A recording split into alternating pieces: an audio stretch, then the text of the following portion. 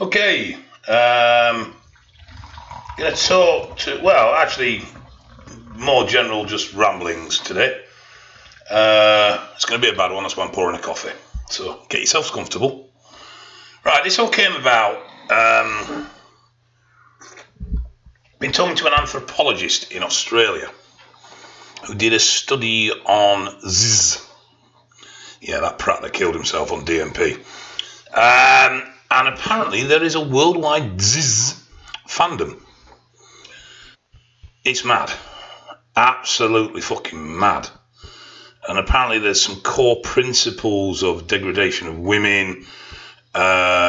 Basically, it's all about revenge. It's all about you weren't interested in me when I was a skinny wimp, so now I've got abs and I've got a physique. I'm going to treat you like shit and fuck you off and all this sort of crap. Absolute bollocks. And never just ludicrous. Idiotic. But out of the conversation came a discussion about motivations for use. And I thought, you know what? It was quite an interesting topic. So I started thinking about it, and I started thinking, what motivates people to use? And you go through the usual ones of body dysmorphia and low self-esteem, or I'm a competitive bodybuilder and I'm a competitive powerlifter, a strongman, or whatever it may be. But ultimately, when you cut through all the bullshit, the main reason for use is a desire to change. Your physical appearance, your performance, whatever it is a desire to change. And that's it. Now, talking about body dysmorphia, because we got into this a little bit. Now, I was lucky enough to spend some time with Rob Wilson of the UK Body Dysmorphia Association when I did UC2. And he looked at me for body dysmorphia.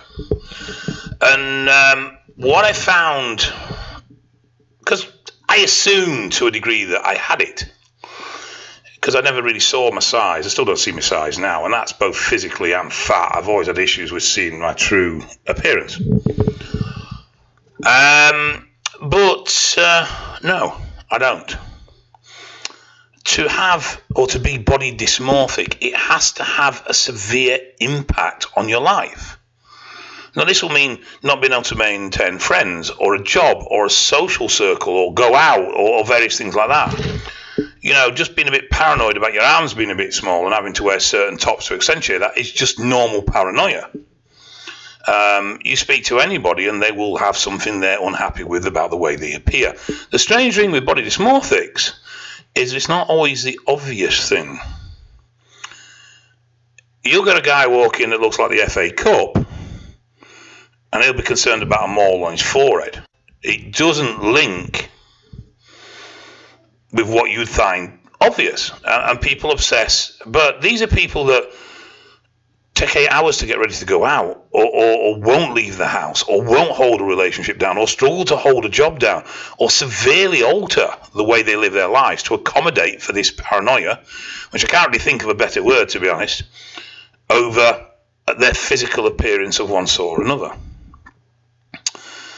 We all get down, we're dieting, the weight's not coming off, we're training for size, the weight's not going on, the strength's not going up, whatever it is, we all get down about a lack of performance or a lack of results.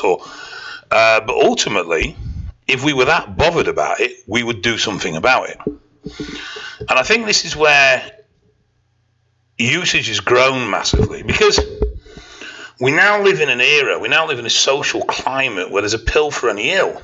And this has been coined a lot as this phrase, but it is very, very apt.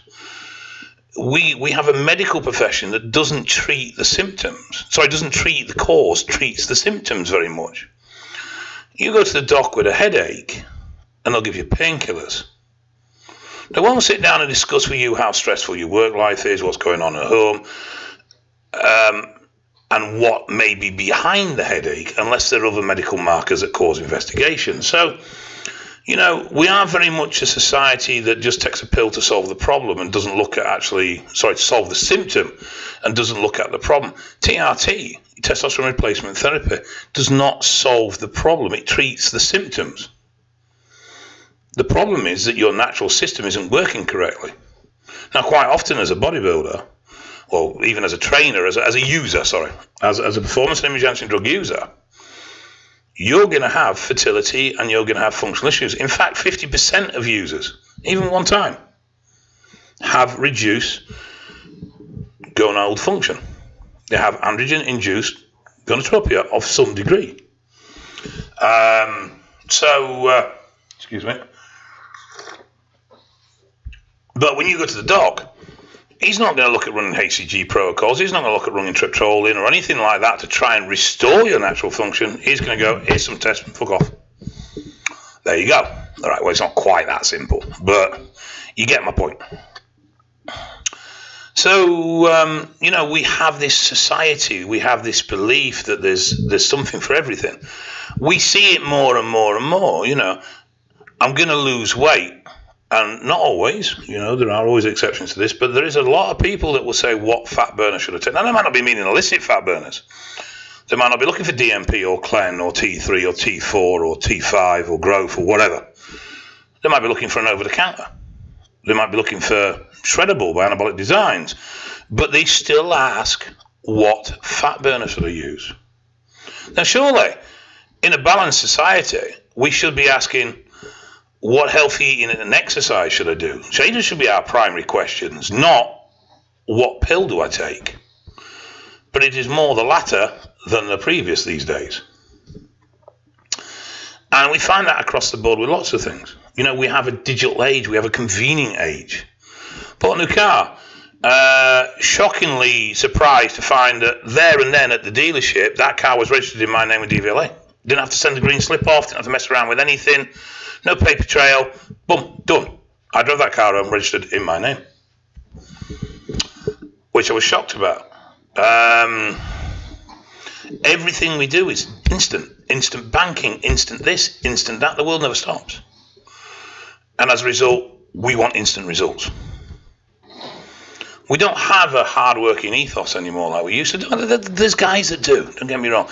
And, you look at bodybuilders that have coming through. You look at Luke Sandow. You look at James Hollinghead. You look at Nath. These are all guys with tremendous work ethics.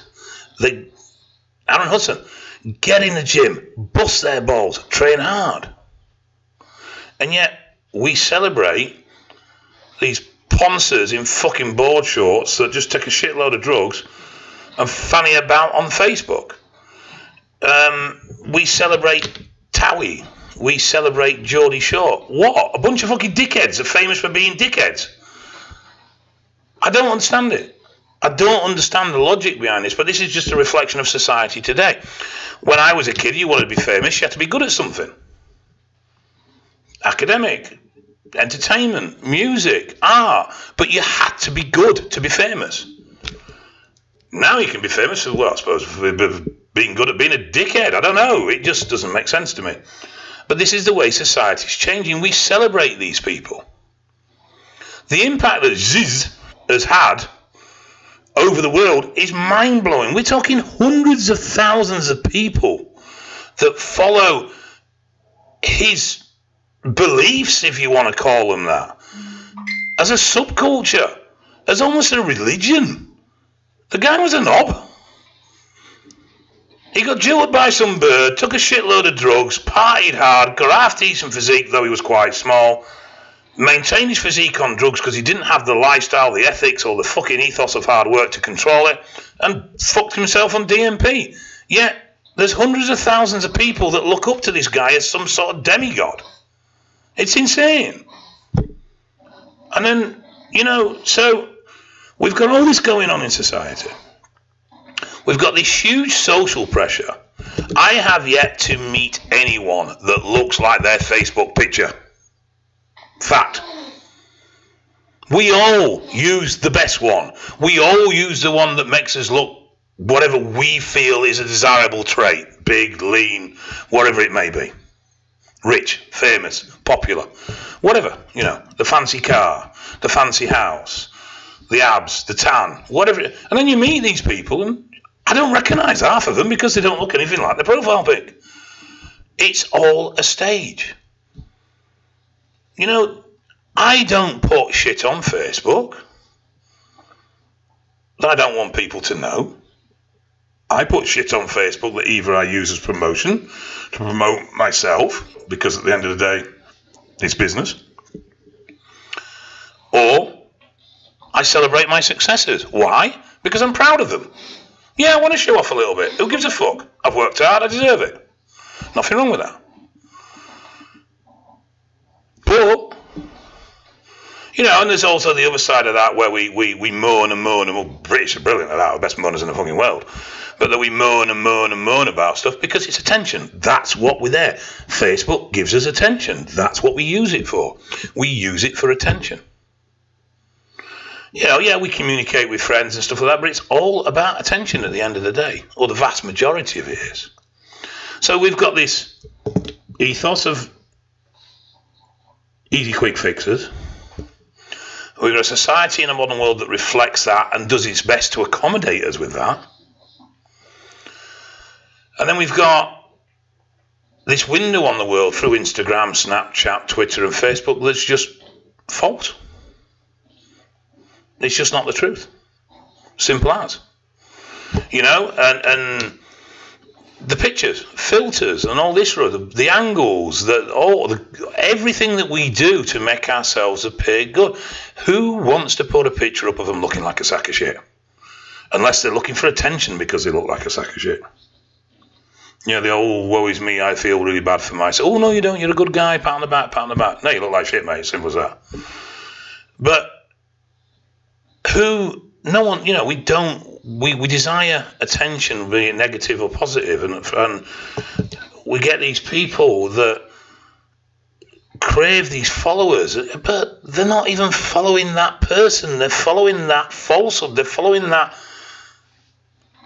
fake profile, that actor, as opposed to that person, because what they're showing you and what they're presenting you is not the truth. There's tons like that. I'm not going to name names because I can't be arsed, but you know, and you know, the flash car and this, that and the other, and I'm a big success. No, you're not. I know I am. I struggle with my bills every month.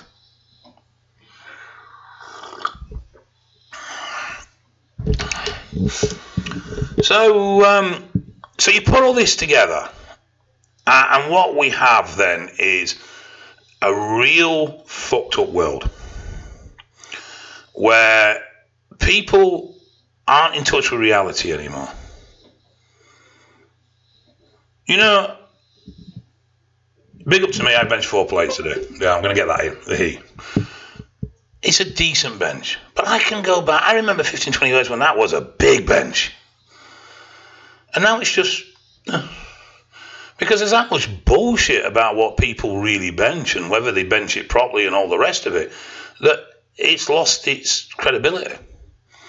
And we have this now where what you're seeing online is not real, but you feel it is because you're bombarded with it constantly. Now, women have dealt with this for a long, long time. They've dealt with the social pressures of magazines, modelling, makeup and everything else. But us blokes, this is all pretty new to us. And we're a bit shit at it, to be honest. So, you know, we've got this situation where we're bombarded with these images of what we should look like. And quite often we do desire to look like that. But then ask yourself why you desire to look like that. Is it for acceptance? Is it because you want to fit in? Well, if that's the case, then what's wrong with you? Why are you so unhappy about you? You know? So we have this desire to change. We have this constant bombardment that we should change, that we should be a certain way, that we should look a certain way, and that we're not as successful as a person if we don't. And then we have these drugs that make it really easy. And we also now have a worth ethic that's nowhere near as strong as it used to be. And it isn't. I mean, think about it. I'm 46. I'm a bit of an old twat, really. But I remember growing up, we had one car and my dad took that to work. So we went anywhere. We went on the bus, we carried the shopping and we walked. I get in the car to go to the end of the road now. Because I can. You know, we just don't put the effort in anymore. We're always looking for the shortcuts. So you put all that together. And then you have this situation where we have these drugs that are readily available. We have information on these drugs that are readily available. It might not be correct information, but there's a lot out there. And bro science is bad for this, I agree. And then we wonder why so many people are using. And the amusing thing I find is that within the user groups, we have a hierarchy. So if you're competitive, and bodybuilders are the worst for this, then you have more right to use than anyone else. Because you're competitive. And because you know what you're doing. Well, for the vast majority of these competitive people, it ain't a job. It's a hobby. So why is your desire any more warranted than a bloke that just does it to look good in a t-shirt and pull birds on a Saturday night? And then they'll say, oh, well, I'm more responsible with my diet. I'm more responsible with my drug use. I'm this, I'm that, I'm the other. Then how come I get so many bodybuilders messaging me because they fuck themselves up? Bodybuilding isn't a healthy sport, and don't fucking bullshit yourself if you think it is. That doesn't mean it's wrong. It doesn't mean you shouldn't do it. But just accept it as it is. It ain't fucking healthy. You're taking drugs, you're pushing your body to the limit, and you're literally starving yourself. How is that healthy? You get the blood work of anyone about to step on stage, and it'll be an absolute fucking catastrophe. But it doesn't mean you shouldn't do it. It's a personal choice. There's no judgment in this. This is just how it is. So, and then you've got powerlifters. They're probably, the powerlifters tend to keep the cycles to themselves. They're very low key in general in the usage world. And though bodybuilders would tend to have a greater volume of knowledge, they also have a greater volume of confusion. Powerlifters tend to be a little bit more simple, a little less experimental. There's less variables at the end of the day. And then you've got strongmen. Massive growing group of competitive athletes, which I find in general have the worst drug knowledge out there. And generally the worst health out there. And that's no criticism of anybody. I think it's just because the sport's grown very, very quickly and very, very new. And it's because it is a very visual sport in a sense of the TV coverage and everything else. The drug thing's been sort of kept to one side. And so it's not spoken openly as much as people would probably like, because the top guys in that field are TV personalities. So they've got to be very careful about what they discuss and how they discuss it. And then we go into the non-competitive region. Now, according to the competitive people, these people have a less right to use. I fit here. I'm non-competitive. I'm just a daft twat that decided to try and kill himself with drugs. But I had a desire to change. I had a desire to try and achieve something. And I felt that the drugs were a vehicle that would get me there. And they definitely helped, there's no denying that. Got a little bit too drug obsessed and lost sight of where I was going. Not the first and won't be the last one to do that either. And then we get to the bottom end of this. And I mean, these people in this bracket, this is probably a very broad spectrum group. Some of these are aspiring to compete as a competitive person. Some of these are just wanting to change their life around. And some of these are just using a little bit of test because they're in the 50s and they're feeling a bit shit. And then we get to the bottom. Or the last group. And this is your Ziz group. These are the people that have a cross-polymer drug use. So they drink alcohol, they take recreational drugs, and they take the steroids, performance and image-enhancing drugs. Generally, their knowledge is poor. And generally, their knowledge across the board, training, nutrition, everything is poor. And they rely on the drugs for the changes that they require. So they don't alter their lifestyle.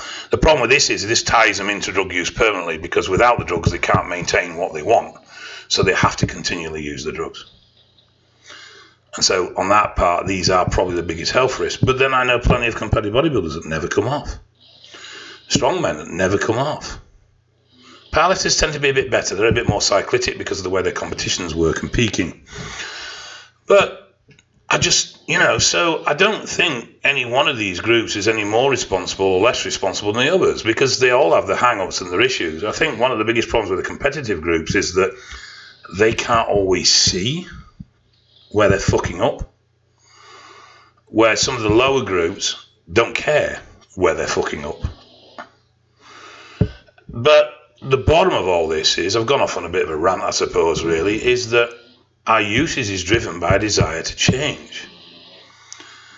And sometimes that desire is not strong enough to elicit the changes, which is why I'm not lean, because I don't have a strong enough desire to be lean. If I did, I would be. But I don't. I'd like it. And if someone brought me a tablet tomorrow and went, here you go, Dave, take that. In the morning, all your body fat will be gone. Fuck me, I'd take it. Yes, of course I would. But if someone says, no, do cardio every day and diet and restrict your intake and all that, fuck that. I'm not that bothered about being lean. The diet I can cope with to a degree. The cardio bit is the one I struggle with. I have a real mental issue with that. But, so that's it. You know, Alvin Small once said to me many years ago, he asked me why I hadn't competed since I was a natty junior. And I listed this long list of things. This happened, that happened, pec tore off, blah, blah, blah, blah, blah. And he just turned around and went, just didn't want it enough, didn't you? And I started to defend myself, natural instinct. And then I stopped. And I thought about it. And you know, he was right. Never a true word has been said. I didn't want it enough. But there's a danger here, because that desire, but not wanting it enough, pushes us into drug use and into drug abuse and into severe drug abuse. I got someone contact me last week, concerned girlfriend. Boyfriend was sub 200 pounds. Competing in men's physique, 4.5 gram of gear, 2.5 mg of letrozole. I think it was a day or every other day, 0.5 of Arimidex, 0.5 of Caber every third day, Novadex. The list just went on and on and on. This kid was suffering from severe depression, anxiety issues, paranoia, but he was so set on competing and so convinced that he couldn't do it without the drugs. The situation ended their relationship. She asked me to get involved. I sent some bits and bats across, trying to convince the kid that he wasn't needing to go this route, and that effectively all his problems were drug induced. He couldn't see it, or he didn't want to see it. And that's a big problem, is people being willing to admit that their problem has been caused by themselves. We don't like doing that, and I know several bodybuilders with some severe health risks that still to this day deny that their drug usage has played a major role in it. My kidneys are fucked because of my drug use and my lifestyle, but there's no doubt my drug use played a role in it. And I think that's something we all struggle with, is honesty with ourselves. To be brutally honest, and then to be able to accept that honesty. You know, we're very judgmental. Society makes us that way. I'm fat.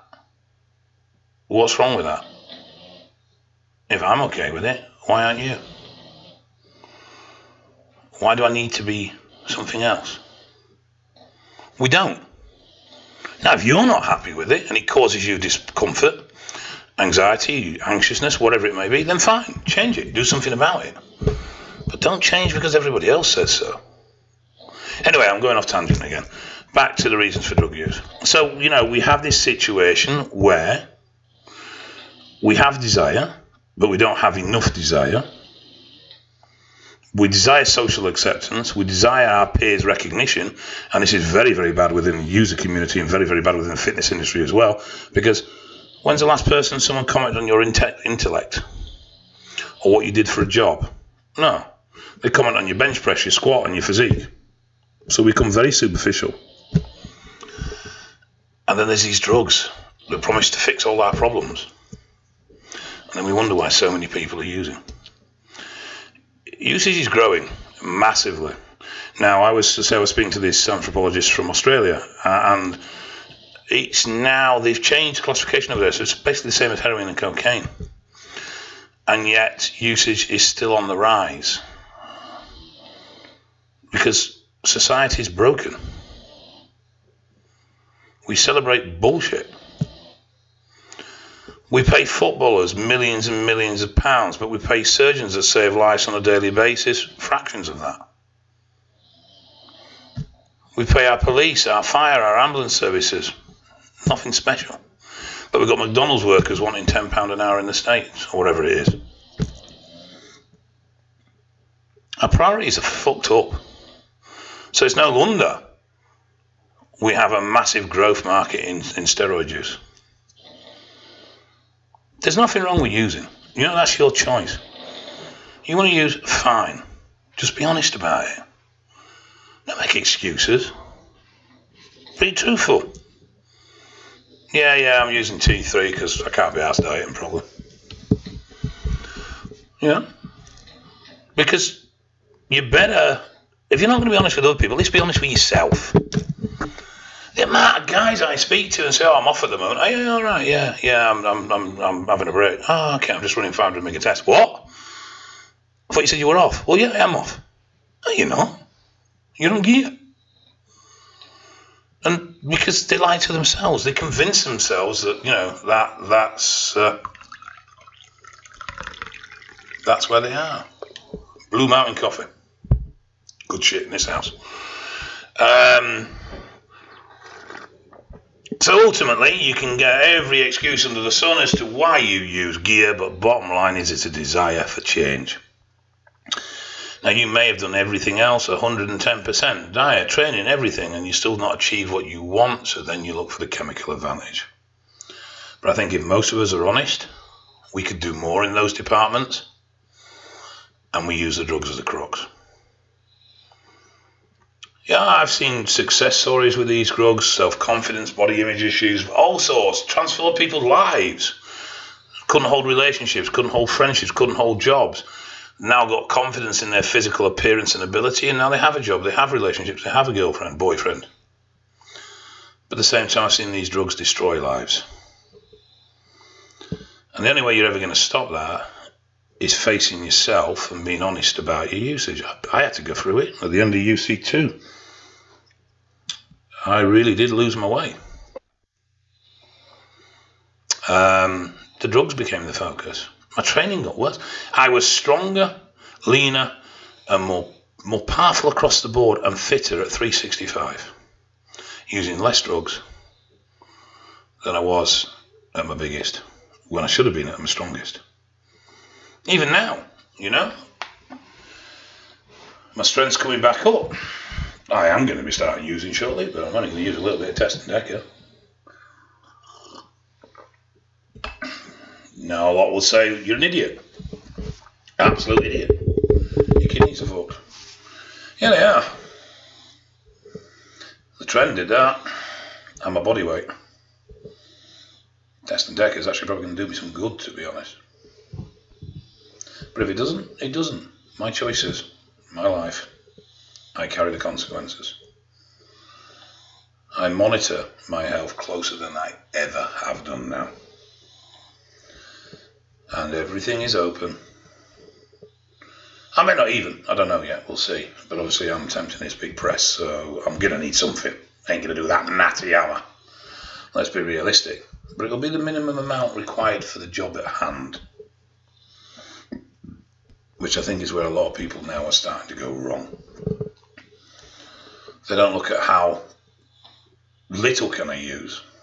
They look at how much more can I use. When's the last person someone came to you and said, "Right, I'm on this cycle, how can I reduce it?" We are going to start seeing serious fuck-ups. We are already seeing anxiety, paranoia, and mental state issues in long-term users. And users that have stopped using and have been open and frank and honest about these things and have said, yes, their paranoia, their anxiety, and their mental states have altered. The more I look into what these drugs do in the brain, the scarier it gets. Doesn't mean I'm saying don't use. It just means I'm saying these risks on these drugs are probably greater than we realise. The studies we have don't cover what people are doing. They don't cover a guy at under 200 pounds using 4.5 grams. They don't cover cross-polymer drug use. They don't cover fat burners, growth, T3, and everything fucking else we're throwing at the ball. No, I'm not going to start preaching don't use at all. That's bollocks. I'd be a hypocrite to do that. What I do say is, you know what, guys? Use me as a learning curve. And if Don't look at how much more you can take. Look at ways to reduce your usage. If you want longevity in this, because you want to face it or not, these drugs have problems. And we still don't know a lot of them. This has turned very preachy, actually. Sorry, I never really meant it to go this way. And it's got very bloody long as well. Yeah, I don't know. I think my closing thing on this is that usage is your personal choice. Do the most you can to safeguard yourself. Always look for the less is more option if you can. However, there will be days or times when that isn't an option, depending on what your goals and ambitions are. And use them as a tool as you would as anything else. If you get to the stage where you need to use, or you feel you can't achieve A, B, or C without using, in the sense of, I can't hold my sides if I don't use, or whatever it may be, then maybe you need to look at the rest of your life and see where it's going wrong. Because as soon as you start to become dependent on these drugs, and that's a very difficult thing to accept and admit, and I've been there and I've been through it, and yes, at a time I was dependent. But if you get to that stage, then you need to start asking yourself, what am I going to do? You know, if we were dependent on a pint every morning to go to work, we'd be an alcoholic and would be concerned. If we were dependent on a joint to do anything, we'd be a druggie, we'd be concerned. So why is it if we're dependent to shoot a needle in our arse to go to the gym, we aren't concerned? I don't want to preach and I don't want to stop people from doing what they want to do. I just want people to try and minimise the risks and keep themselves as safe as possible. And just, you know, be honest and take responsibility for your actions. Right, I have chatted enough bollocks, so I'm going to go. Have fun.